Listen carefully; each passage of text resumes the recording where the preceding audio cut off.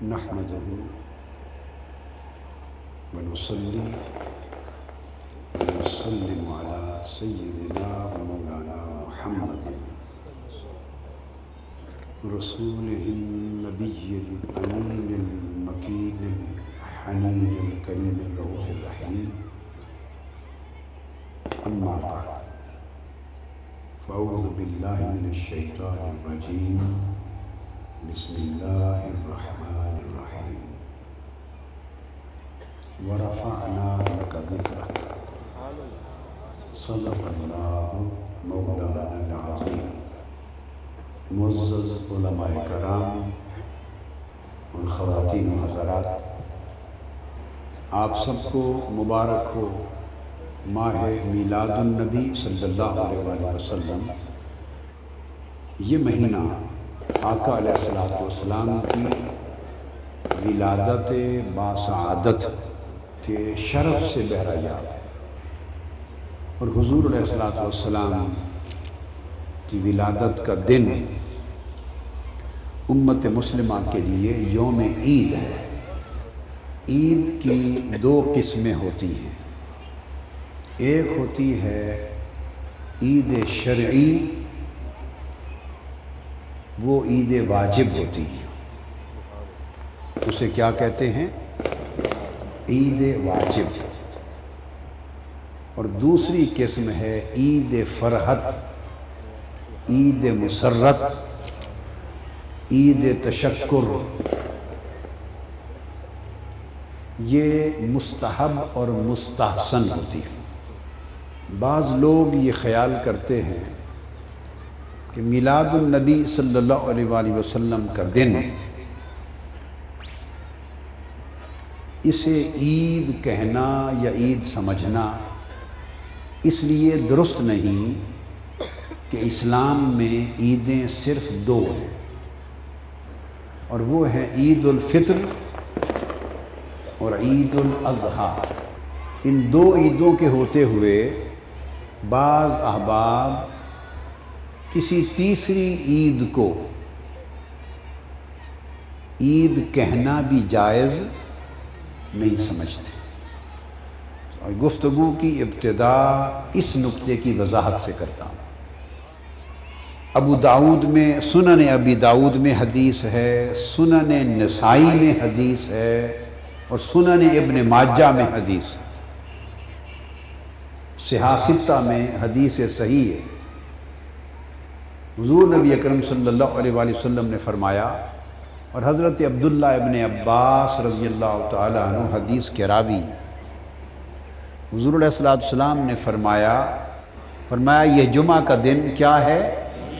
یوم عید جعلہ اللہ للمسلمین. اللہ نے اسے مسلمانوں کے لیے عید مقرر کیا ہے.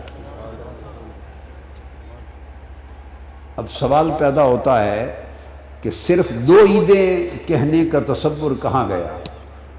آقا علیہ السلام نے اپنی زبان مبارک سے فرمایا کہ جمعہ کا دن بھی ہماری عید ہے. اس سے معلوم ہوا کہ دو عیدوں کے علاوہ بھی اسلام میں عید کا تصور ہے. وہ دو عیدیں واجب ہیں، وہ عیدیں احکام اور مناسک کی ہیں،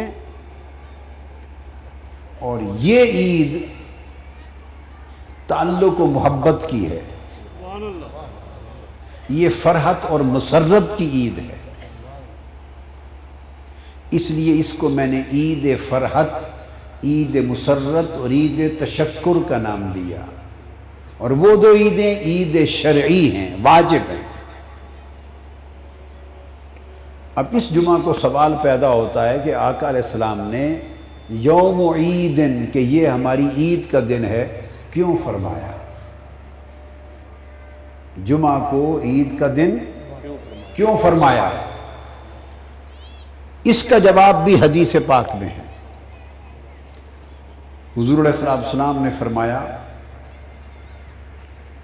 یہ بھی ابو داؤد شریف میں اور صحاح ستہ میں حدیث، آقا علیہ السلام نے فرمایا ان یوم الجمعۃ من افضل ایامکم۔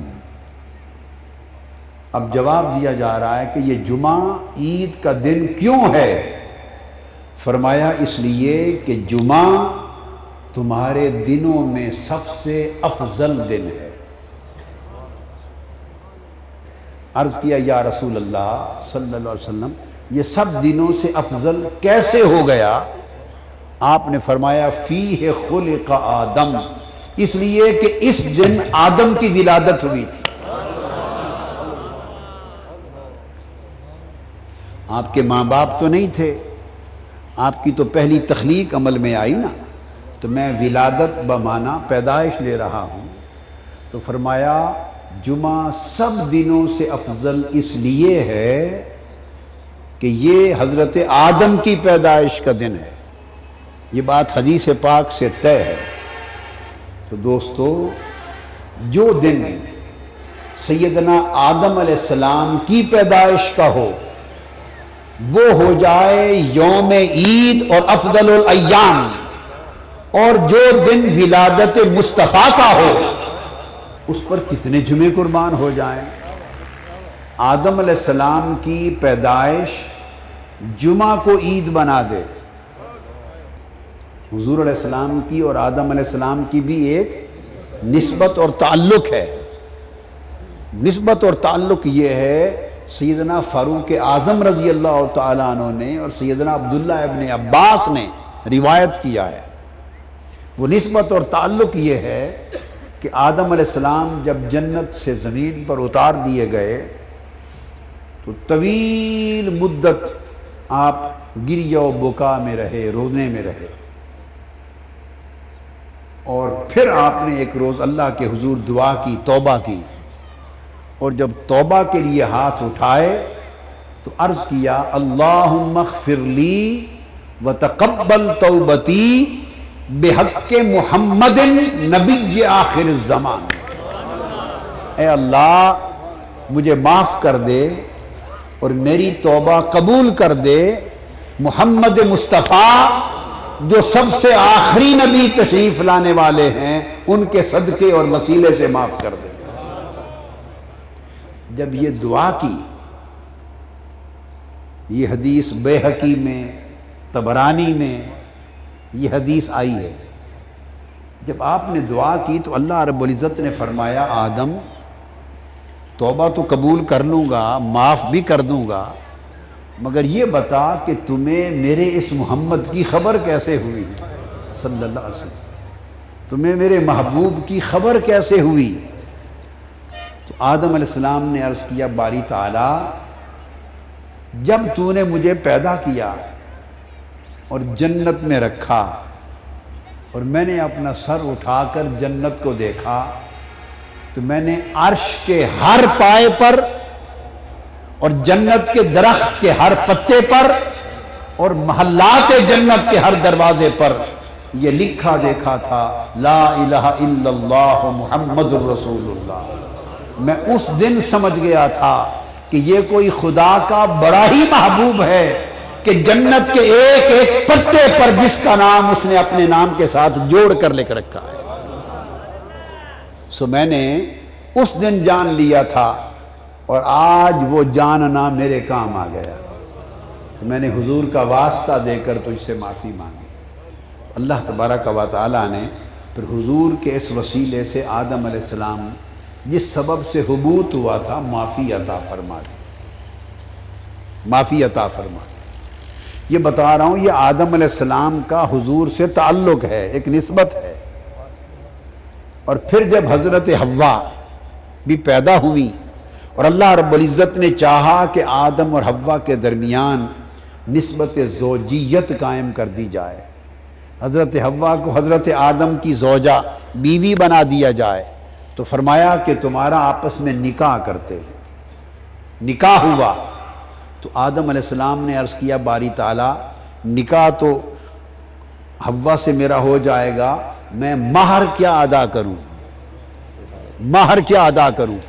اللہ پاک نے فرمایا تم دونوں مل کر میرے مصطفیٰ پہ 20 مرتبہ درود پڑھ لو۔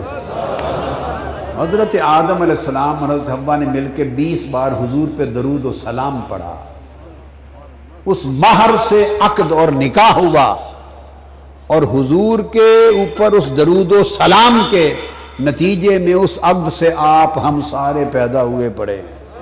یہ ساری کائنات حضور کے درود و سلام کے مہر کی اولاد ہے۔ سب نبی ولی سب انسان اولاد ہے کس نکاح کی؟ جو نکاح حضور پہ درود و سلام سے منعقد ہوا۔ اگر ہم اولاد ہی درود و سلام والے نکاح کی ہوں تو اس درود و سلام سے دوری ہمیں زیب نہیں دیتی۔ یہ آدم علیہ السلام کا آقا علیہ السلام سے تعلق ہے۔ تو سمجھانا مقصود یہ ہے کہ جن کے توسل سے آدم علیہ السلام کی توبہ قبول ہو، ان کی پیدائش کا دن افضل الایام اور یوم العید ہو جائے، اور جس دن آقا علیہ السلام کی اپنی ولادت ہو اس دن کی عظمت و افضلیت کا عالم کیا ہوگا۔ اس لیے کل جمعوں کی اور کل افضل دنوں کی فضیلتیں یوم میلاد مصطفیٰ کی فضیلت پہ قربان ہو جاتی ہیں۔ آپ اس میلاد پاک کی خوشیاں منا رہے ہیں، اس میلاد کے جشن منا رہے ہیں صلی اللہ تعالی علیہ وآلہ وسلم۔ پھر حضور علیہ الصلوۃ والسلام نے چونکہ یہ جمعہ پیدائش حضرت آدم کا دن ہے، اس لیے آپ نے فرمایا فَأَكْثِرُوا عَلَيَّ مِنَ الصَّلَاةِ فِيهِ، سو اس جمعہ کے دن مجھ پر کثرت سے درود و سلام پڑھا کرو۔ پیدائش حضرت آدم کی ہے اور درود و سلام مجھ پر کثرت سے پڑھا کرو، اس لیے کہ جب مجھ پر کثرت سے درود و سلام پڑھو گے تو نہ صرف میرا سینہ ٹھنڈا ہوگا، یہ ٹھنڈک آدم علیہ السلام تک جائے گی کہ جن کا نکاح اس درود و سلام سے منعقد ہوا تھا، جن کا عقد زوجیت اس درود و سلام پر قائم ہوا تھا، تو گویا کل نبیوں کے سینے ٹھنڈے ہو جائیں گے جمعہ کے دن حضور علیہ السلام پر درود و سلام پڑھنے سے۔ تو یوں ہر جمعہ، اب جمعہ کی الگ سے کوئی فضیلت نہ تھی، اس کی فضیلت صرف حضرت آدم کی پیدائش کی نسبت سے بنی، باقی فضیلتیں اس وجہ سے بعد میں ایڈ ہوئی، جمع ہوئی۔ تو اصل فضیلت فیہ خلق آدم، اس جمعہ کو جو فضیلت ملی حضرت آدم کی ولادت کی، یعنی پیدائش کی فضیلت ملی۔ اب آپ نے دیکھا پیدائش حضرت آدم کا دن، اس کو اللہ پاک سیلیبریٹ کروا رہا ہے، اس دن جشن منوا رہا ہے۔ فرمایا اب اس دن اللہ رب العزت نے ممبر سجا دیے، فرمایا لوگ گھروں میں نہائیں۔ آقا نے فرمایا جمعہ کا دن ہو تو نہایا کرو، کیوں؟ میرے آدم کے میلاد کا دن ہے۔ جس کے پاس خوشبو ہو خوشبو لگایا کرے، اور سج دھج کے مسجدوں میں آیا کرو، پھر مسجد کا اجتماع ہو، ممبر پہ کھڑے ہو کے خطبے ہوں، خطاب ہوں، سب کاروبار معاش روزگار بند کر دیے جائیں، تو ساری کائنات میں اللہ رب العزت نے اپنے پیغمبر کی ولادت کا اہتمام کرایا ہے اجتماع کی شکل میں۔ اور اس دن فرمایا مجھ پر درود و سلام پڑھا کرو، کہ اس دن بطور خاص جو مجھ پر درود و سلام پڑھتا ہے اس کا درود و سلام ڈائریکٹ مجھ تک پہنچتا ہے۔ فَإِنَّ صَلَاتَكُمْ تَبْلُغُنِي حَيْثُ كَانَ، اس کا صلاۃ و سلام براہ راست مجھ تک پہنچتا ہے۔ تو صحابہ کرام نے پوچھا یا رسول اللہ، یہ جو درود و سلام براہ راست آپ تک پہنچتا ہے، کیا آپ کے وصال کے بعد بھی پہنچتا رہے گا؟ فرمایا ہاں، وصال کے بعد بھی پہنچتا رہے گا، کیونکہ ان اللہ حرم علی الارض ان تاکل اجساد الانبیاء، اللہ نے زمین پر حرام کر دیا ہے کہ وہ انبیاء کے جسموں کو کھائے۔ جس طرح انبیاء علیہ السلام کی روحیں سلامت رہتی ہیں، اسی طرح انبیاء علیہ السلام کے جسم بھی سلامت رہتے ہیں۔ اب ذہنوں میں یہاں ایک بات یہ بھی آ سکتی ہے کہ اگر درود و سلام تبلغنی براہ راست حضور تک پہنچتا ہے اور آقا علیہ السلام براہ راست سنتے ہیں، اگر آقا علیہ السلام براہ راست سنتے ہیں اور درود و سلام براہ راست آپ تک پہنچتا ہے تو پھر فرشتہ پہنچانے کے لیے کیوں مقرر کر رکھا ہے؟ ایک سوال ذہنوں میں آتا ہے۔ ہاں، وہ فرشتہ اس لیے مقرر نہیں کر رکھا کہ حضور تک پہنچتا نہیں ہے، صرف اسی کے ذریعے پہنچ سکتا ہے، حضور تک نہیں پہنچتا۔ اس کے مقرر کیے جانے کی وجہ یہ نہیں، اس کے مقرر کیے جانے کی وجہ فقط یہ پہنچتا تو براہ راست ہے، مگر بارگاہ رسالت کا ادب ہے کہ کوئی خادم ادب کے ساتھ پیش کرے، ادب کے ساتھ۔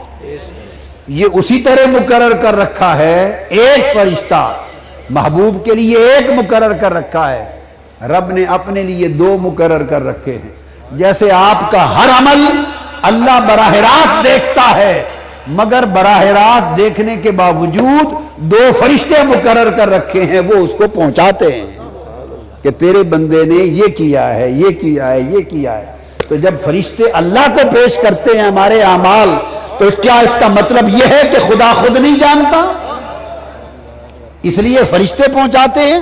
نہیں، وہ خود جانتا ہے، مگر بارگاہ جب بڑی ہوتی ہے تو لاکھ جانتا ہو بادشاہ۔ آداب دربار یہ ہوتے ہیں کہ ہرکارے پیش کرتے ہیں۔ اس طرح چونکہ بارگاہ مصطفیٰ کی ہے، ساری کائنات کے درود و سلام خود سنتے ہو، مگر ادب مصطفیٰ یہ ہے کہ خدام پیش کریں۔ تو اللہ نے جو قانون حضور کے لیے بنا رکھا ہے محبوب کے لیے، وہی قانون اپنے لیے بنا رکھا ہے۔ اللہ کو بھی فرشتے پیش کرتے ہیں نامہ اعمال، ادھر تو ایک ہے یہاں دو ہیں، اب کیا کہیں گے؟ اللہ کو پیش کرنے کے لیے دو ہیں، حضور کو پیش کرنے کے لیے ایک ہے، اب کیا کہیں گے؟ اگر وہ دو فرشتوں کے پہنچانے کے باوجود وہ دیکھتا ہے تو اسی طرح ایک فرشتے کے پہنچانے کے باوجود مصطفیٰ سنتے ہیں صلی اللہ علیہ وسلم۔ ان فرشتوں کے مقرر کرنے کا مطلب سننے نہ سننے سے نہیں، اس کا تعلق آداب بارگاہ سے ہے، آداب بارگاہ سے ہے کہ کوئی پیش کرے ادب کے ساتھ۔ تو آقا نے فرمایا کہ اللہ رب، اس لیے آقا علیہ السلام نے فرمایا وَمَا مِنْ أَحَدٍ يُسَلِّمُ عَلَيَّ إِلَّا رَدَّ اللَّهُ إِلَيَّ رُوحِي حَتَّى أَرُدَّ عَلَيْهِ السَّلَامِ۔ حدیث پاک میں صحاح ستہ میں، مسلم شریف اور ترمذی ابو داؤد میں حدیث آئی، آقا علیہ السلام نے فرمایا مشرق و مغرب تک اس کائنات میں کوئی شخص ایسا نہیں جو مجھ پر سلام پڑھے اور میں اس کا جواب نہ دوں۔ فرمایا کیسے؟ جو شخص مجھ پر سلام پڑھتا ہے، الا رد اللہ الی روحی، اللہ نے میری روح مجھ میں واپس لوٹا دی ہوئی ہے، حتیٰ ارد علیہ السلام، حتیٰ کہ میں اس کے سلام کا خود جواب دیتا ہوں۔ آقا علیہ السلام ہر ایک کے سلام کا جواب دیتے ہیں، ہر ایک کے سلام کا، حدیث صحیح سے ثابت ہو گیا، ہر شخص کے سلام کا جواب دیتے ہیں۔ ان کے جواب دینے میں کوئی فرق نہیں، فرق یہ ہے کوئی سن لیتے ہیں، کئی سن نہیں سکتے۔ حضرت شیخ عبد الرحمن جامی آقا علیہ السلام کی بارگاہ میں 17 مرتبہ حاضر ہوئے، افغانستان ہیرات سے چل کے جاتے تھے، اور آخری بار جب سلام عرض کر کے پلٹتے تو اندر سے آواز آتی تھی، خوش روی او جامی باز آئی۔ جامی عاشق تھے، خوش رہنا اور اگلی بار پھر آنا، جامی خوش رہنا اور ہمارے پاس پھر آنا۔ جب 17ویں بار حاضری دی، سلام عرض کیا تو جواب آیا کہ جامی خوش رہنا، پھر پلٹ کے آنا یہ نہ فرمایا، حضرت جامی رو پڑے، ساتھ خدام نے عرض کیا حضرت رو کیوں رہے ہیں؟ کہنے لگے کہ آخری حاضری تھی، بس اس کے بعد ختم ہے، کیونکہ جب میں نے اگلی بار آنا ہوتا تھا تو حضور فرماتے تھے کہ پھر آنا، اب کہ خوش رہنا کی دعا کی ہے، پلٹ کے آنا نہیں فرمایا۔ پھر حضرت جامی گئے اور وفات پا گئے۔ اور ایسے لوگ بھی ہیں، آج بھی ہیں اور قیامت تک ہوں گے، کہ وہ نماز میں تشہد کے وقت جب آقا علیہ السلام کی بارگاہ میں سلام عرض کرتے ہیں اور کہتے ہیں السلام علیک ایھا النبی ورحمۃ اللہ وبرکاتہ، تو ایسے لوگ ہیں اللہ کی عزت کی قسم اور تاجدار کائنات کے گنبد خضرا کی قسم، سلام عرض کر کے اس وقت تک اگلا کلمہ نہیں پڑھتے جب تک مصطفیٰ کی بارگاہ کا جواب نہیں آتا۔ یہ تو تعلق کی بات ہے، اگر ہم نہ سن سکیں تو اس کا مطلب یہ نہیں ہے کہ آقا نے جواب نہیں دیا۔ قرآن مجید نے کئی جگہوں پر انبیاء علیہ السلام کے میلاد کا اللہ نے ذکر کیا۔ قرآن میں میلاد کہتے ہیں ولادت کو، اور یوم میلاد جس دن نبی کی ولادت ہوئی وہ یوم میلاد ہے۔ سورہ مریم کو پڑھیے، حضرت یحییٰ علیہ السلام کے لیے اللہ پاک نے فرمایا وَسَلَامٌ عَلَيْهِ يَوْمَ وُلِدَ وَيَوْمَ يَمُوتُ وَيَوْمَ يُبْعَثُ حَيًّا، اور سلام ہو یحییٰ پر اس کے میلاد کے دن، سلام ہو یحییٰ پر اس کے یوم میلاد کو، اور اس کی یوم وفات کو، اور اس کی یوم بعثت ثانیہ پر۔ سلام ہو یحییٰ پر جس دن اس کا میلاد ہوا، ولادت ہوئی، جس دن اس کا وصال ہوگا، اور جس دن وہ دوبارہ اٹھایا جائے گا۔ تو اللہ رب العزت نے پیغمبر کی کل زندگی میں سے 3 دنوں کو خاص طور پہ چن لیا۔ یہ بتائیے کیا ان 3 دنوں کے علاوہ اللہ پاک اپنے نبی کی زندگی میں سلامتی نہیں بھیجتا؟ ہر روز بھیجتا ہے۔ جب پیغمبر کے زندگی کے ہر دن وہ اپنی سلامتی بھیجتا ہے اور اپنی رحمت بھیجتا ہے اور اپنی برکت بھیجتا ہے، ہر دن بھیجتا ہے، تو پھر ان 3 دنوں کے انتخاب کا مطلب کیا ہوا؟ مطلب یہ ہوا کہ اللہ رب العزت نے اعلان کر دیا کہ یوں تو پیغمبر کی زندگی کا ہر دن میری سلامتی کا دن ہے، مگر ان سب دنوں میں خصوصیت کا دن ہے جس دن میرے پیغمبر کا میلاد ہوتا ہے، یوم ولدہ۔ اب بعض لوگوں کے ذہن میں اگر خیال آئے کہ ولادت کے دن کی خاص اہمیت آپ کیوں مناتے ہیں؟ یہ تو انگریزوں نے بنا رکھا ہے برتھ ڈے اور ولادت کا دن اور پیدائش کا دن۔ پیدائش کے دن کی کوئی خاص اہمیت اسلام میں نہیں ہے۔ اگر کسی کے ذہن میں نادانی اور کم علمی کے باعث یہ خیال آئے تو اسے دور کر لینا چاہیے، بابا پیدائش کے دن کی اہمیت تو خدا نے مقرر کی ہے۔ یہ کہہ کر کہ سلام علیہ یوم ولدہ، سلام ہو میرا کس دن؟ یحییٰ پر جس دن اس کا میلاد ہوا، یوم میلاد۔ یہ بات ہو گئی۔ اچھا پھر کوئی کہے کہ وفات کے دن کی بھی تم اہمیت مناتے ہو، ہم کیا کریں؟ اللہ نے اہمیت کر دی ہے، فرمایا وَيَوْمَ يَمُوتُ، اور اس دن بھی سلام ہو جس دن ان کی وفات ہوئی۔ تو گویا اللہ والوں کے 2 دن خاص ہو گئے، ایک میلاد کا دن، ایک وفات کا دن، ایک میلاد کا دن، ایک وفات کا دن۔ اب اسی سورہ مریم میں آگے سیدنا عیسیٰ علیہ السلام کے کلام آپ خود عرض کرتے ہیں باری تعالیٰ کی بارگاہ میں وَالسَّلَامُ عَلَيَّ يَوْمَ وُلِدتُّ وَيَوْمَ أَمُوتُ وَيَوْمَ أُبْعَثُ حَيًّا، اور سلام ہو مجھ پر جس دن میرا میلاد ہوا۔ اللہ نے فرمایا سلام ہو یحییٰ پر جس دن اس کا میلاد ہوا۔ میری بات سمجھیں، تو گویا پیغمبر کے میلاد کے دن سلام پڑھنا خدا کی سنت ہو گئی۔ اللہ سلام بھیج رہا ہے. سلام علیہ یوم ولد. تو پیغمبر کے یوم میلاد کو سلام پڑھنا اللہ کی سنت ہوئی. اور پھر اگلی آیت میں پیغمبر کے یوم میلاد پر سلام پڑھنا پیغمبر کی سنت ہوئی. حضرت عیسیٰ کی اپنی فرماتے ہیں خود سلام ہو مجھ پر جس دن میرا میلاد ہوا.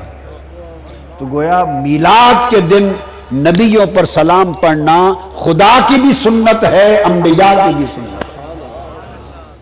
دوسرے نبیوں کی بات تھی تو ان کی ولادت کا اور میلاد کا ذکر تو اللہ رب العزت نے صرف سلام سے کیا. کیا کیا؟ صرف سلام سے. میلاد کے دن حضور کی بات آئی، آقا علیہ السلام کی بات آئی تو فرمایا محبوب ان کے تو ولادت کے دن صلاۃ و سلام پڑھتا ہوں، تیری زندگی کا ہر دن میں نے یوم میلاد بنا رکھا ہے. ان اللہ و ملائکتہ یصلون علی النبی. تیرے اوپر میں فرشتوں کو ہر وقت اٹینشن کیے رکھتا ہوں، کھڑا کیے رکھتا ہوں. تیرے اوپر صبح و شام، لمحہ بلمحہ، ہر وقت، ہر گھڑی، ہر ساعت، ہر دن، ہر شام محبوب مصطفیٰ تیرا ہر یوم میلاد ہے. تجھ پر درود و سلام پڑھتا رہتا ہوں، تجھ پر درود و سلام پڑھتا رہتا ہوں. تو باری تعالیٰ پھر حضور کے ولادت کی بات کیا ہوئی؟ فرمایا ان پر ولادت کے دن سلام پڑھا تھا اور محبوب تیرے ولادت کے دن کی قسم کھاتا ہوں. فرمایا لا اقسم بهذا البلد وانت حل بهذا البلد ووالد وما ولد. یہ تیسری آیت کوٹ کی ہے میں نے میلاد کے سلسلے میں. فرمایا میں اس شہر مکہ کی قسم کھاتا ہوں. میں اس شہر مکہ کی بولیے قسم کھاتا ہوں. باری تعالیٰ کیوں؟ وَأَنْتَ حِلٌّ بِهَذَا الْبَلَدِ. اے حبیب، میرے محبوب، اس شہر مکہ کی قسم اس لیے کھاتا ہوں کہ تیری جائے سکونت ہے. وَأَنْتَ حِلٌّ بِهَذَا الْبَلَدِ. اس لیے مکہ کی قسم کھاتا ہوں کہ تیرا شہر سکونت ہے. اور شہر سکونت ہے تو قسم کھاتا ہوں. اور پھر تیسری آیت فرمایا وَوَالِدٍ وَمَا وَلَدٍ. صرف شہر سکونت نہیں، تیرا شہر ولادت بھی ہے. اس مکہ شہر کی قسم کھاتا ہوں دو نسبتوں سے، تیرا شہر سکونت ہے اور تیرا شہر ولادت ہے. آپ بات کو سمجھے؟ شہر ولادت کیسے؟ شہر سکونت کی قسم کھا کر اگلی قسم کھائی وَوَالِدٍ. اوروں کی قسم کھائی تھی انہی تک، اور حبیب جب تمہاری بات آئی فرمایا قسم ہے محبوب اس والد کی، ووالدن، ہر اس والد کی جو آدم سے لے کر اسماعیل تک تیرے آباء و اجداد کی نسل میں آیا، جس کی پشت میں تیرا نور منتقل ہوتا چلا آیا، اور تیرے آباء و اجداد میں جس کو بھی تیرے ساتھ نسبت والدیت عطا ہوئی، محبوب تیرے ساتھ اس نسبت رکھنے کے شرف پر تیرے ہر والد کی قسم. کسی نے کہا والدین سے مراد حضرت ابراہیم ہیں. میں نے کہا کوئی اعتراض نہیں. کسی نے کہا اس سے مراد حضرت آدم ہیں. میں نے کہا اس میں بھی کوئی اعتراض نہیں. کوئی کہے مراد اسماعیل ہے، میں کہتا ہوں اس میں بھی کوئی اعتراض نہیں. کوئی کہے حضرت عبداللہ ہے، میں کہتا ہوں اس میں بھی کوئی اعتراض نہیں. اس نے جو تنوین کے ساتھ فرمایا ووالدن، تنوین دو فائدے دے رہی ہے، تکریم کا بھی اور عموم کا بھی. کیا؟ عزت و تکریم کا بھی. بولیے عزت و تکریم کا بھی، کہ محبوب تیرے آباء و اجداد کا ہر فرد لائق تعظیم ہے. ووالدن، یہ تنوین جو ہے تکریم کے لیے، تیرے سلسلہ آباء و اجداد کا ہر فرد لائق تعظیم ہے. اور دوسرا فائدہ دے رہی ہے عموم کے لیے، تعمیم کے لیے، کہ کوئی شرط نہیں کہ اس والد سے مراد کوئی ایک رکھا جائے، ایک کر لو تب بھی اس کی قسم، اور حضرت اسماعیل و عبداللہ سے لے کر آدم تک سب کر لو تو سب کی قسم، سب کی قسم۔ ووالد، محبوب قسم ہے والد کی، قسم ہے۔ اب اس پر کوئی جتنا چاہے اپنے دماغ کو گھما لے، جتنا گھما لے پھرا لے، حضور سے ہٹ نہیں سکتا۔ والد پکڑ دھکڑ کے کہیں اور سے نہیں لا سکتا، جو بنا لے وہ والد کسی اور کا نہیں ہے، تو مصطفیٰ کا ہی ہے۔ خواہ والد کہہ لیں، خواہ دادا کر لیں، خواہ پردادا کر لیں، شکر دادا کر لیں، 40 پشت اوپر کر لیں، 70 پشت اوپر کر لیں، کسی اور کے والد کی قسم نہیں، قسم ہے تو والد مصطفیٰ کی ہے۔ کوئی کہے اس میں حضور کے والد کا کہاں ذکر ہے؟ میں مانتا ہوں، اچھا چلو آپ بتا دیں، پھر حضور کے والد کا نہیں تو کس کے والد کی قسم ہے؟ کس کے والد کی قسم کھائی جا رہی ہے؟ اللہ لوگوں کے والدوں کی قسم کھاتا پھرتا ہے؟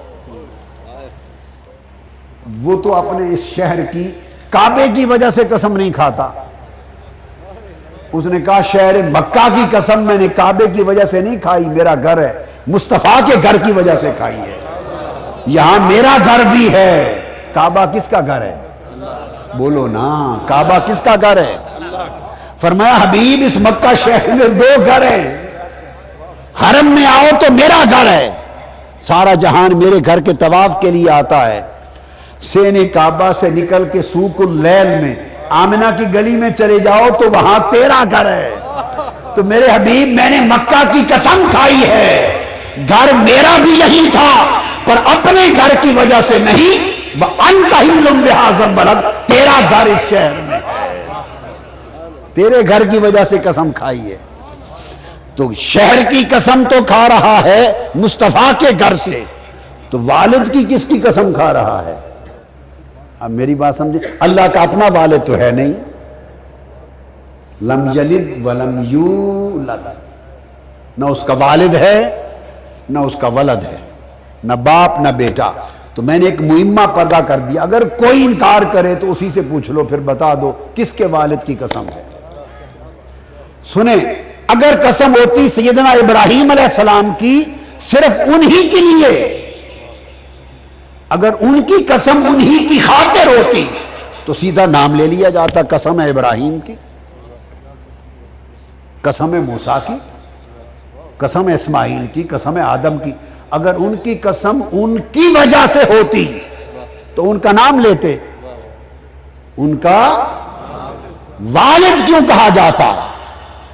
اور والد کوئی ہوتا کیوں کر ہے؟ اگر کسی کا بیٹا ہی نہ ہو تو کوئی اس کو والد کہتا ہے؟ والد کون بناتا ہے؟ ماں باپ کی طرف سے بیٹا بنا، بیوی کی نسبت سے شوہر بنا، بہنوں کی نسبت سے بھائی کہلایا،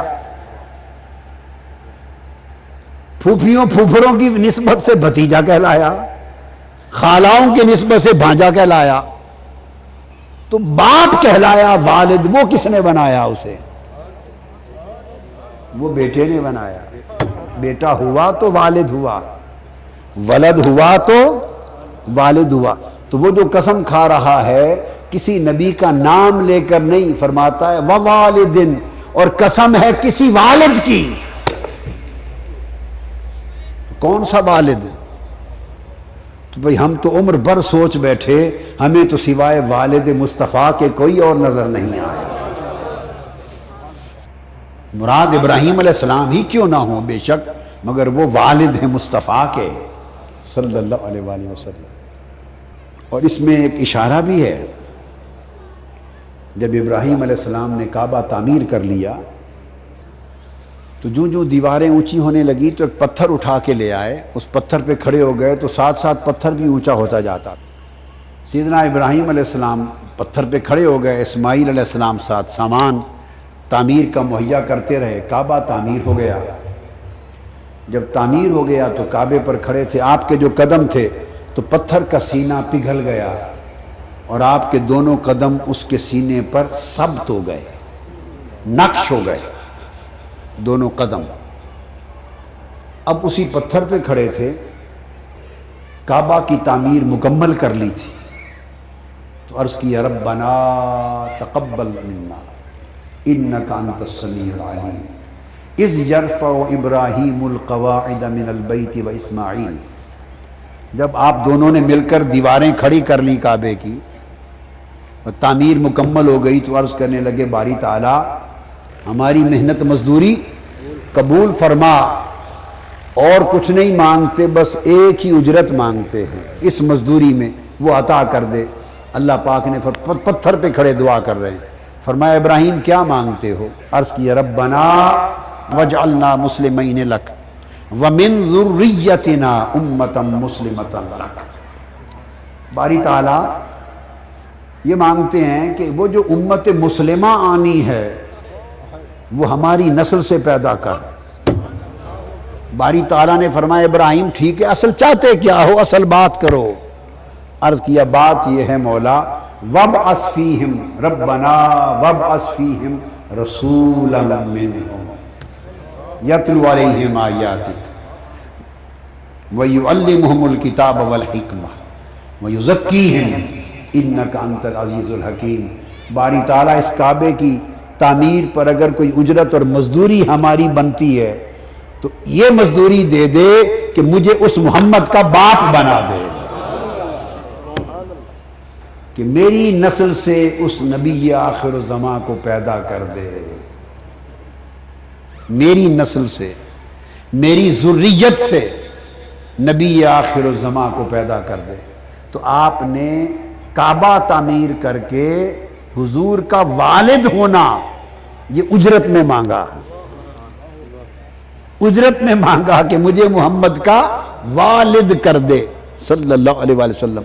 تو دوستو مجھے تو یہ لگتا ہے کسی کی سمجھ میں بات آئی ہو یا نہ آئی ہو، کسی نے اس نقطے کو دو نقطوں کو جوڑ کر لکھا ہو یا نہ لکھا ہو، مگر میرے فہم و ادراک میں اور میری معرفت میں نقش ہے کہ یہ جو عرض کیا تھا باری تعالیٰ تیرے کعبے کی مزدوری کی اگر کوئی اجرت بنتی ہے تو یہ دے کہ مجھے محمد کا والد کر دے، میری نسل میں محمد پیدا کر دے صلی اللہ علیہ وسلم۔ اللہ نے قبول کر لی، حضور کی نسل میں حضور آ گئے، ابراہیم علیہ السلام کی نسل میں حضور آ گئے۔ جب پیدا ہو گئے اس دعا کا جواب ہے وَوَالِدٍ وَمَا وَلَدٍ، قسم ہے اس والد کی جو دعا مانگ کر مصطفیٰ کا والد بنا تھا، جو میرا کعبہ تعمیر کر کے اس تعمیر کعبہ پہ اجرت مانگ کر جو مصطفیٰ کا والد بنا تھا ابراہیم، قسم ہے اس والد کی وما ولد۔ دوسری قسم تو پھر فرمایا کہ والد کی قسم تو ولد کی وجہ سے ہی ہے نا، ولد کہتے ہیں جس کا میلاد ہوا، تو ما ولد جس کا میلاد ہوا، تو فرمایا اس والد کی قسم جس نے مزدوری میں والد ہونا مانگا، اور اس محمد کی قسم جس کا میلاد ہوا اور اس نے ابراہیم کو والد بنا دیا۔ تو حضور کے میلاد کی قسم کھائی، شہر میلاد کی قسم کھائی، حضور کی نسبت سے والد کی قسم کھائی۔ تو آپ نے دیکھا آقا علیہ السلام کے میلاد کا تذکرہ اللہ رب العزت نے کتنے حسین پیرائے میں کیا ہے۔ اور پھر جو خاص بات ہے وہ یہ کہ وہ قدموں کے نشان کبھی نہ مٹے۔ پیغمبر کا معجزہ ہوتا ہے جس پتھر پہ پیغمبر قدم رکھتا ہے وہ پگھل جاتا ہے۔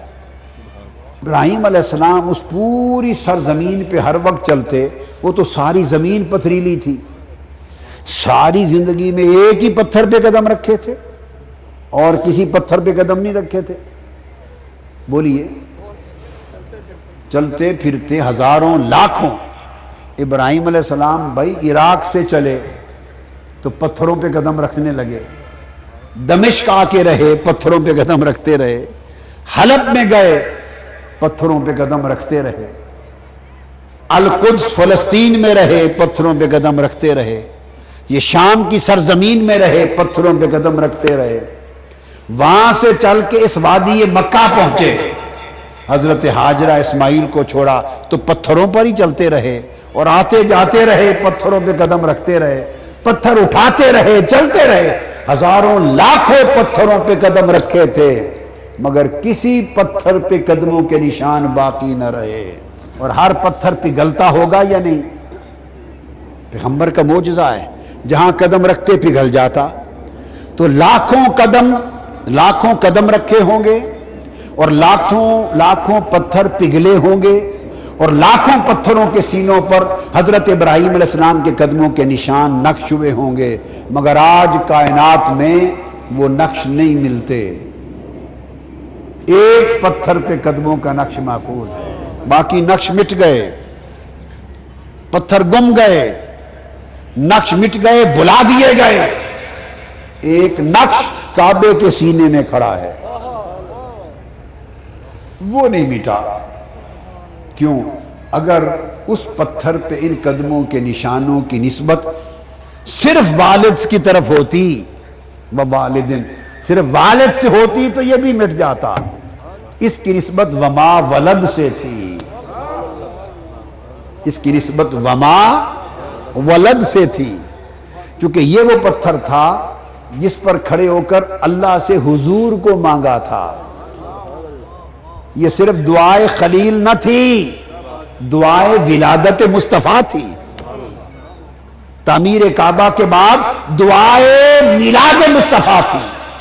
اللہ سے حضور کا میلاد مانگا تھا کہ مولا مصطفیٰ کا میلاد یعنی ولادت میری نسل میں کر دے، چونکہ اس پتھر پہ کھڑے ہو کر خدا سے حضور کی ولادت مانگی تھی، تو اس پتھر کے قدموں کا جو نشان ہے اس کی نسبت صرف ابراہیم سے نہ تھی، دعائے ولادت مصطفیٰ سے تھی۔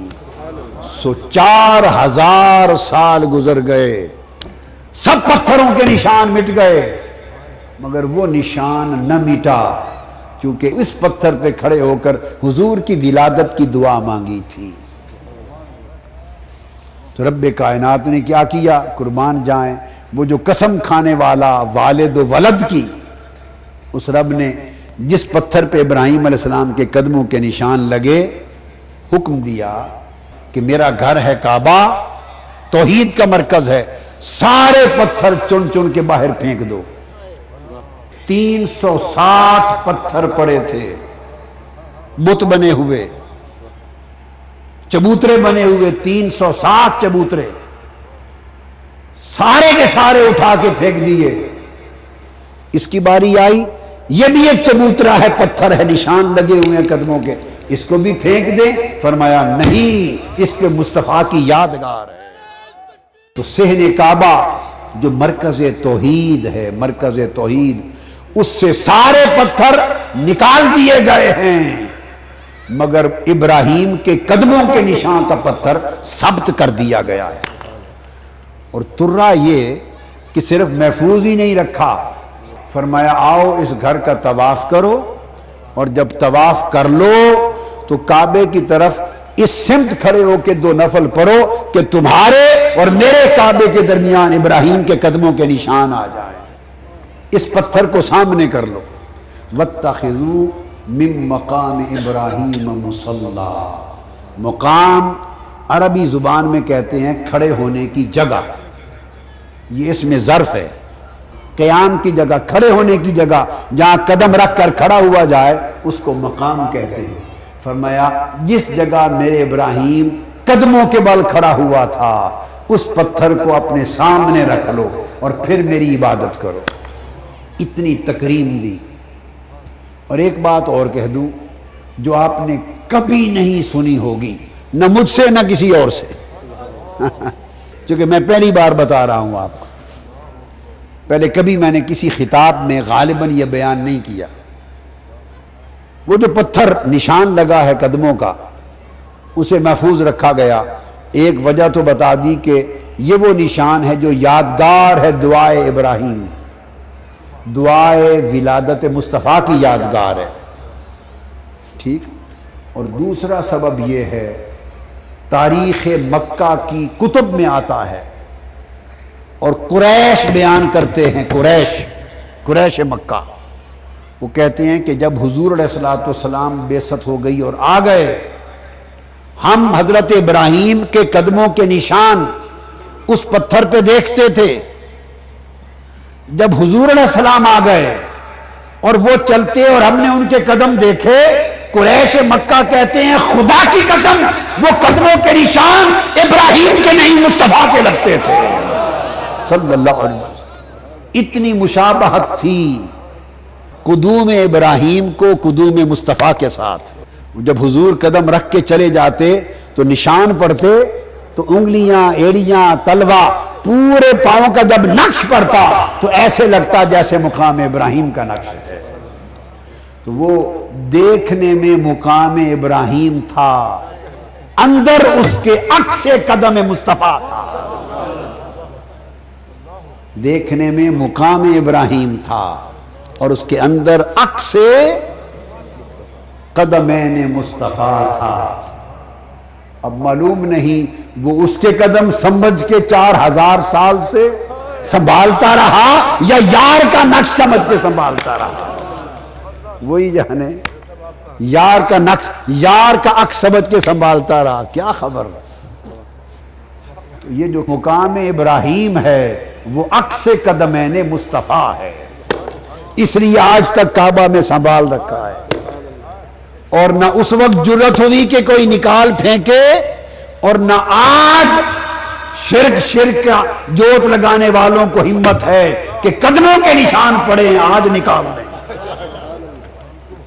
ہر شے گرا دی، ہر شے توڑ دی، مگر عکس قدمین مصطفیٰ کو نہیں نکال سکے۔ کعبے میں گڑے پڑے اور ہر کوئی اسی طرف منہ کر کے نماز پڑھتا ہے، اس کے بغیر طواف ہی نہیں ہوتا۔ یہ نشان ہے دعائے میلاد مصطفیٰ کا۔ تو کیا مطلب ہوا؟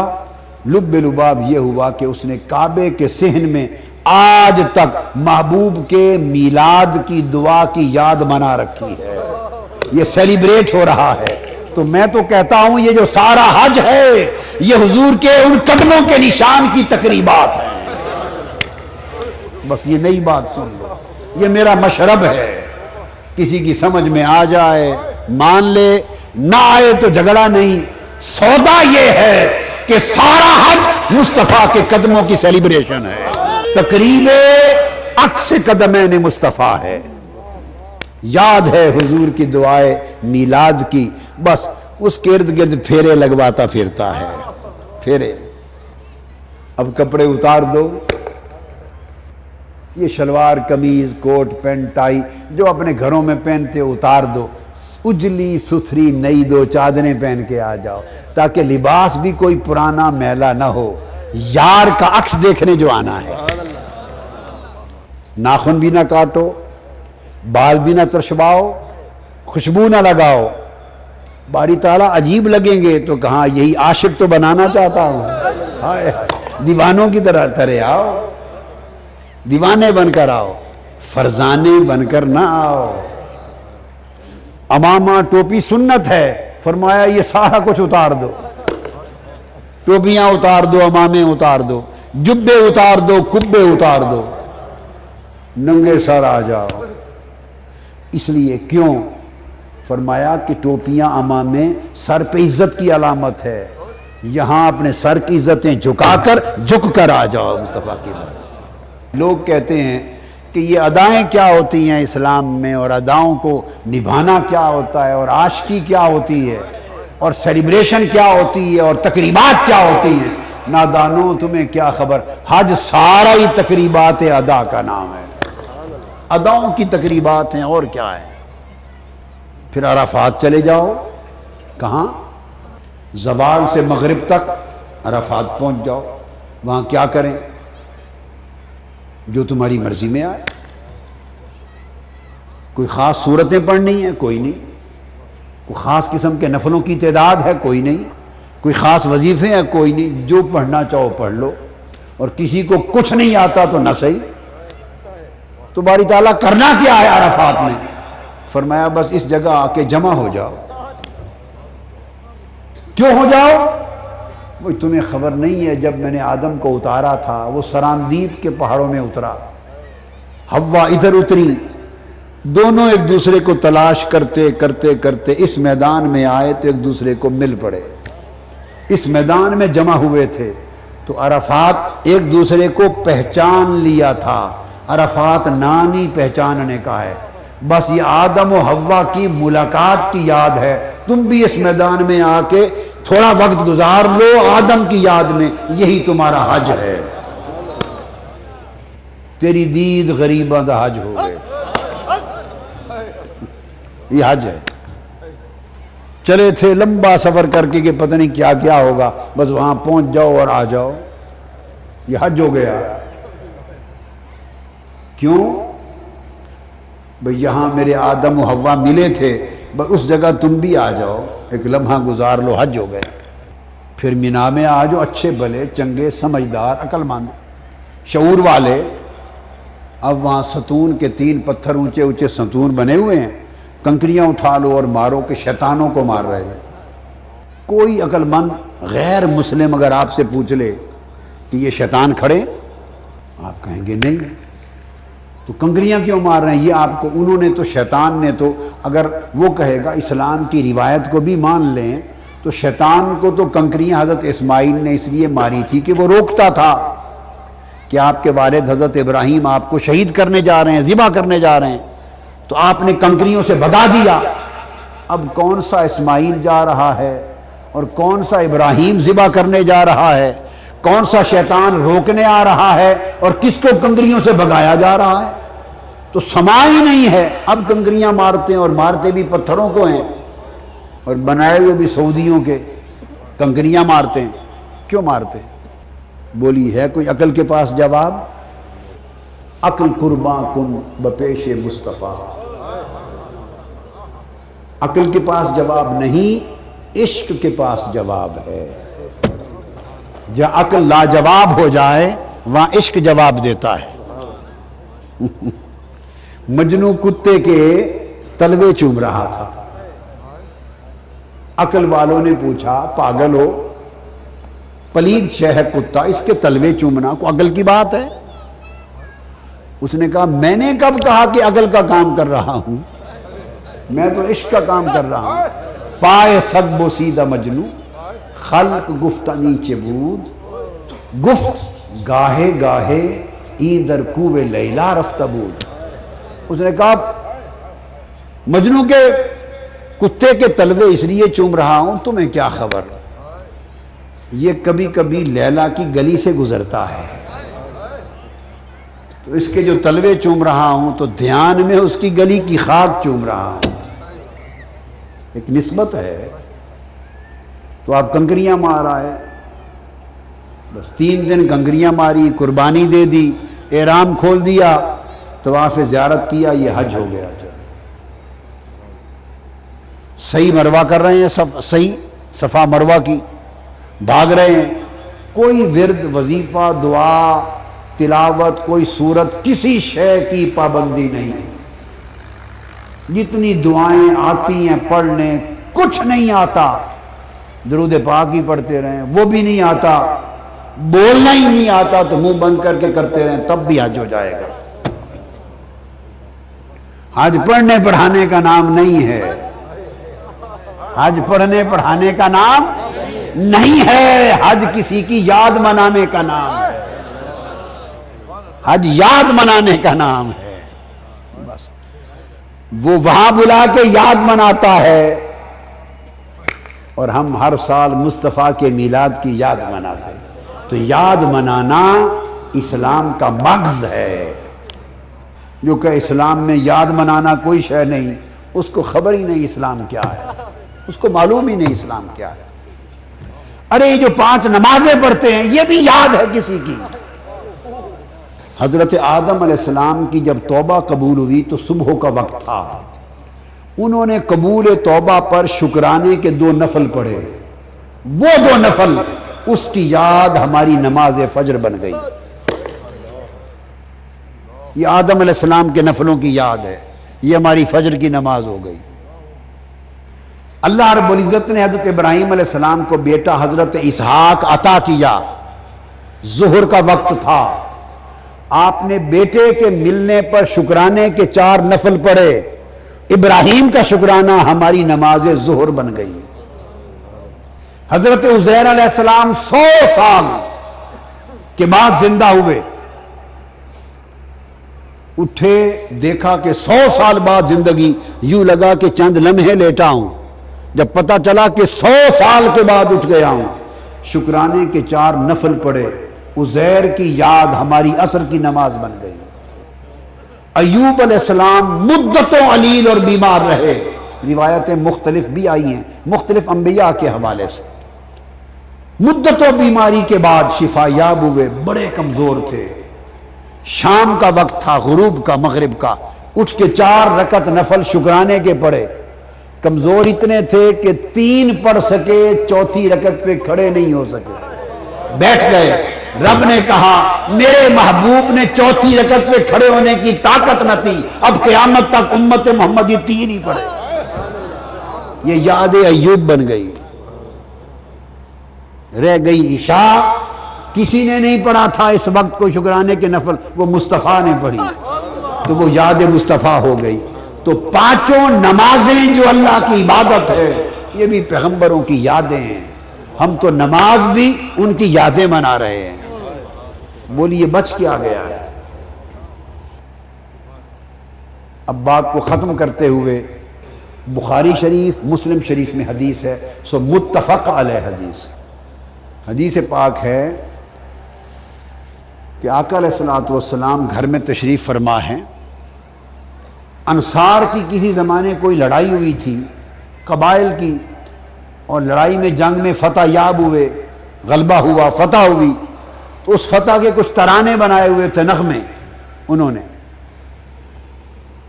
حضرت عائشہ صدیقہ رضی اللہ تعالیٰ عنہ کی خدمت میں انصار کی 2 بچیاں آئیں، دف ان کے ہاتھ میں تھی، دف۔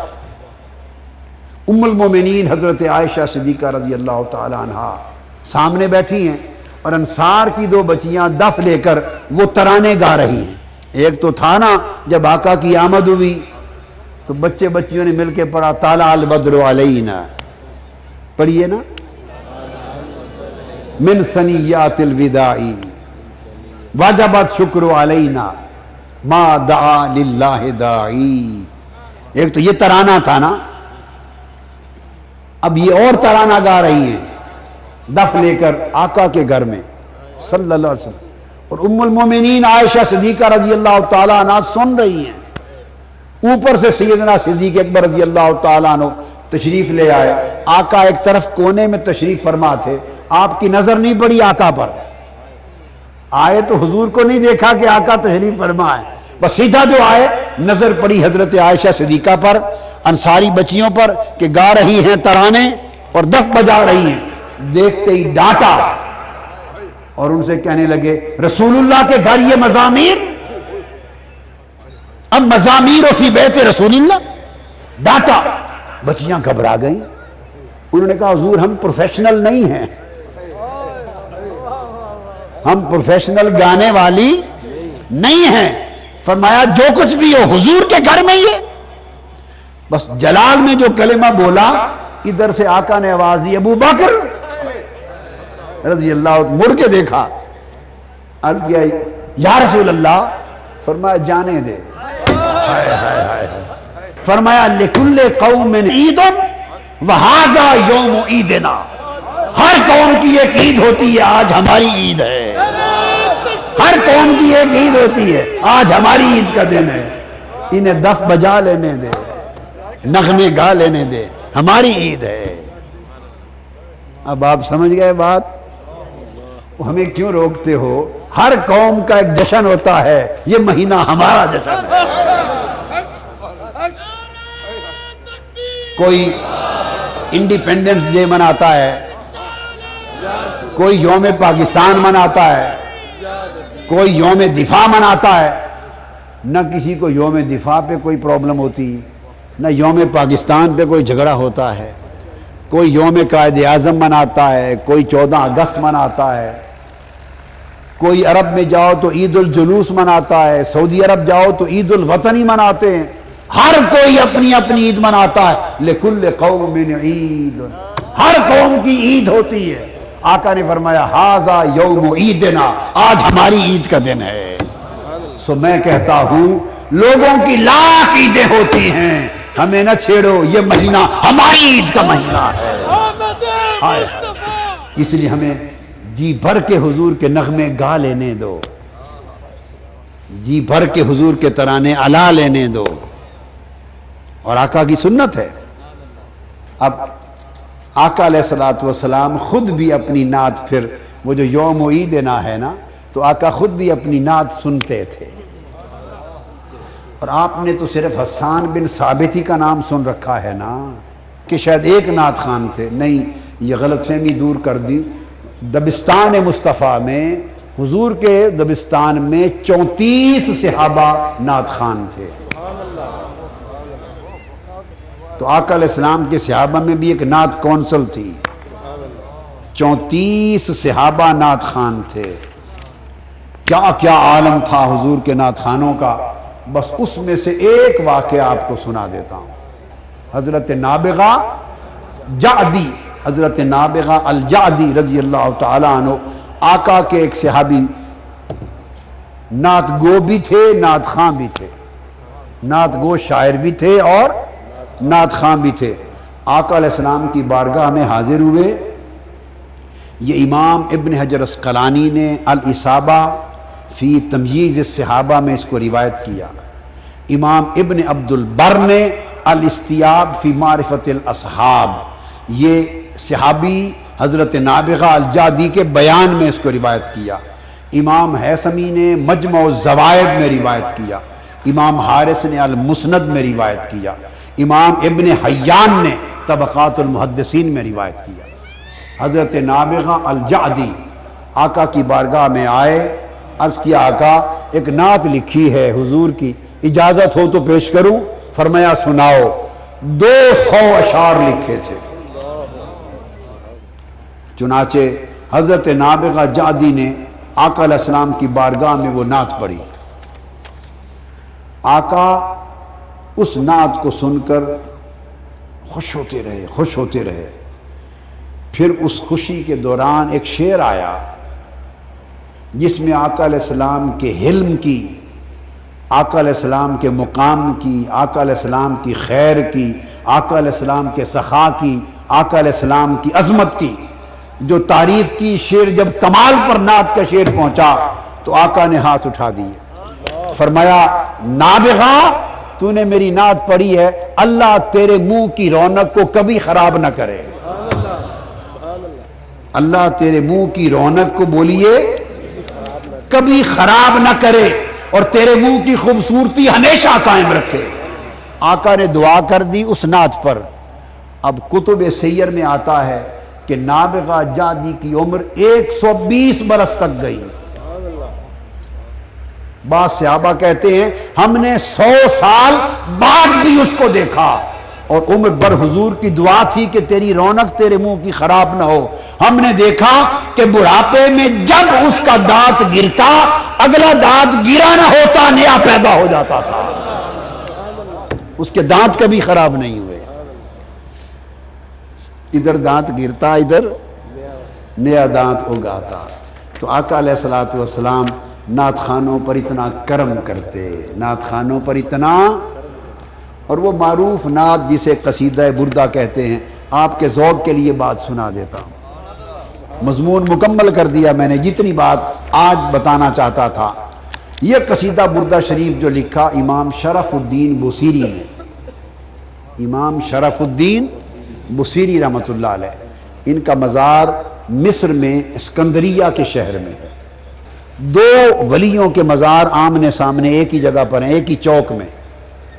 ایک چوک ہے، بڑا خوبصورت چوک ہے، تو اس چوک کے اس طرف حضرت شیخ ابو العباس المرسی کا مزار ہے۔ یہ امام ابو الحسن شاذلی کے خلیفہ اعظم ہے، اور ادھر سامنے امام شرف الدین بصیری کا مزار ہے۔ شیخ ابو العباس المرسی وہ بزرگ ہیں، مجھے دونوں مزارات کی حاضری اور زیر زمین تہ تک جا کے حاضری کا شرف نصیب ہوا، اندر جا کر۔ شیخ ابو العباس المرسی وہ بزرگ ہیں، فرماتے ہیں لو حجبت انی رسول اللہ صلی اللہ علیہ وآلہ وسلم طرفۃ عین ما عددت نفسی من زمرۃ المسلمین۔ فرماتے ہیں خدا کی قسم اگر ایک لمحے کے لیے آقا کا چہرہ انور میری نگاہ سے اوجھل ہو جائے تو میں اس لمحے خود کو کافر سمجھتا ہوں۔ ہر وقت حضور کے دیدار کے عالم میں رہتے تھے، ہر وقت۔ شیخ ابو العباس مرسی۔ اور ادھر سامنے امام شرف الدین بوصیری کا مزار ہے، اور اللہ کی شان جب میں وہاں حاضر ہوا تو مزار اقدس اور اوپر قبر انور جو مزار اقدس تھا وہ گرا کے نیچے سے اٹھا کے لحد مبارک کو نئے سرے سے تعمیر کر رہے تھے۔ نیچے سے لحد مبارک پوری نیچے سے قبر کو نئے سرے سے تعمیر کر رہے تھے، اور سبز غلاف کے ساتھ پورا کا پورا ڈھانپ رکھا تھا انہوں نے، تو کسی کو اندر داخلے کی اجازت۔ اوپر قبر کا تعویذ تھا بڑا، چاروں طرف غلاف سے ڈھانپ رکھا تھا، نیچے لحد سے تعمیر کر کے لا رہے تھے۔ حاضری دی، سلام پڑھا۔ وہ جو مجاور تھے علماء، کچھ شیوخ، کچھ فقراء، اللہ جانے ان کے دل میں حضرت امام شرف الدین بوصیری نے کیا ڈالا، خدا جانے کیا ڈالا۔ ہم سلام پڑھ کے فاتحہ پڑھ کے واپس آنا چاہ رہے تھے، وہ آئے اور مجھے پکڑ کے انہوں نے غلاف اٹھایا اور اندر ڈال دیا اور کہا آپ اندر جا کے مل لائیں۔ تو پھر اندر زیارت کی۔ یہ امام شرف الدین بوصیری رحمۃ اللہ علیہ، انہیں فالج ہو گیا تھا، فالج ہو گیا تھا، اور 15 سال بستر پہ رہے۔ کتنے سال؟ چل پھر نہیں سکتے تھے، تو شہر گلی کوچہ بازار آنا جانا 15 سال سے بند تھا، نہ کسی کو ملے نہ کسی نے دیکھا۔ تو اس حال میں رات کو انہوں نے آقا علیہ السلام کی بارگاہ میں یہ قصیدہ لکھا، قصیدہ بردہ۔ بردہ کہتے ہیں چادر کو، یہ نام انہوں نے نہیں رکھا، ان کا نام کیا ہے؟ القصیدۃ المحمدیہ۔ 166 اشعار پہ مشتمل قصیدہ لکھا، اور لکھ کر آقا علیہ السلام کی بارگاہ میں پیش کیا، مکمل کر لیا۔ اور چونکہ مفلوج تھے تو بیڈ پر ہی تھے، رات کو آقا علیہ السلام خواب میں تشریف لائے، اور آقا علیہ السلام نے فرمایا بوصیری ہمیں وہ قصیدہ سنا دے۔ تو عالم خواب میں آقا علیہ السلام کی مجلس میں بیٹھ کے حضرت بوصیری نے وہ قصیدہ پڑھا۔ جب قصیدہ پڑھا تو حضور خوش ہوئے۔ آقا علیہ السلام کا معمول تھا، 1-2 صحابی اور بھی نعت خوان تھے حضور کے، نعت پڑھتے ہوئے حضور خوش ہوئے تو آپ نے اپنی چادر اتار کے اس کو پھینک دی تھی، دے دی تھی چادر اتار کر۔ رات کو عالم خواب میں قصیدہ سنا، قصیدہ سن کے جب آقا علیہ السلام خوش ہوئے اپنی چادر عطا کر دی، چادر عطا کر دی۔ بوصیری چادر کو بردہ کہتے ہیں، تو حضور کی چادر سے اس قصیدہ کا نام قصیدۃ البردہ پڑ گیا، چادر والا قصیدہ۔ آقا علیہ السلام نے دست یکدست پھیرا اور خواب میں شرف الدین بوصیری کو شفا یاب کر دیا، خواب میں شفا یاب کر دیا۔ صبح اٹھے تو ان کا خیال تھا کہ خواب میں حضور نے دست یکدست پھیرا تھا، شفا یابی تو خواب کی بات ہے، اب وہ ظاہری صحت تندرستی تو نہیں ہوگی، دیکھوں تو صحیح۔ اٹھ کے کوشش کی تو اٹھ کے بیٹھ گئے، قدم رکھا تو چل پڑے۔ 15 سال سے جو فالج تھا رات دست مصطفیٰ کی برکت سے شفا یاب کرتا۔ صبح باہر نکلے، رات کی بات تھی، قصیدہ لکھا، خواب میں آقا کو پڑھ کے سنایا، شفا یاب ہو گئے۔ نکلے شہر سکندریہ میں، اپنے شہر میں بازار جا رہے ہیں، پیچھے سے گدڑی پوش ایک عاشق ایک فقیر مجذوب آ رہا ہے، پیچھے سے اس نے آواز دی بصیری، رک گئے، کس نے بلایا ہے؟ مڑ کے دیکھا تو دیکھا ایک فقیر ہے، مجذوب ہے، عاشق ہے، کھڑا بلا رہا ہے۔ اس کے پاس گئے، بصیری، قریب چلے گئے۔ جب قریب پہنچے تو آہستہ سے کہتا ہے رات والا قصیدہ مجھے بھی سنا دے، مجھے بھی سنا دے۔ حضرت بصیری فرماتے ہیں آپ کو کس طرح پتا ہے میرے قصیدے کا؟ اس نے کہا خدا کی قسم جب رات تو حضور کو سنا رہا تھا اور آقا جھوم رہے تھے، دور کھڑا میں بھی قصیدہ سن رہا تھا۔ بس اس قصیدہ بردہ کی پھر دھوم مچ گئی، شہرت ہو گئی۔ بادشاہ وقت نے اس کے اوراق لے کے رکھ لیے، پھر جو بیمار ہوتا اس قصیدے کے اوراق اس کو سر پہ رکھ کے ملتا شفا یاب ہو جاتا۔ تو آقا علیہ السلام کی نعت بشرطے کہ نسبت عشق میں فنا ہو کے لکھی ہو، اور حضور سے یہ نسبت ہو اور تعلق ہو، اور حضور کے میلاد کی خوشی اور خوشی میں یہ نغمے اور ترانے گانا، اور اپنی زندگی میں عمل میں حضور کے عشق کو اتار لینا، اور حضور کی غلامی کو اپنی زندگی میں طاری کر لینا، یہی دنیا اور آخرت کی کامیابی ہے۔ نصیحت یہ ہے کہ یہ مہینہ ہے، اپنے آپ کو سنوار لیں، آقا علیہ السلام کے عشق میں فنا ہو جائیں، اور حضور علیہ السلام کی سنت اور سیرت طیبہ اور آپ کی تعلیم میں زندگی کو ڈھال لیں۔ کسی سے پیار ہوتا ہے تو بندہ اسی کے نقش قدم پہ چلنے کی کوشش کرتا ہے، اسی کی چال ڈھال کو اپنانے کی کوشش کرتا ہے۔ حضور سے عشق کرو اور حضور کی طرز زندگی کو اپنا بود و باش بنا لو۔ اگر آقا کے رنگ میں ڈھلے نہیں تو سمجھیں کہ محبت خام ہے، کچی ہے، جھوٹی ہے۔ تو من حضور کے عشق میں بھرا ہو اور تن حضور کی اطاعت میں ڈھلا ہو۔ اللہ تبارک و تعالی یہ توفیق عطا کرے، اپنی زندگیوں کو بدلنے کی کوشش کرو اس مبارک مہینے میں، تاکہ آقا علیہ السلام کی بارگاہ میں جائیں تو حضور ہمیں دیکھ کر خوش ہوں۔ وما علینا الا البلاغ۔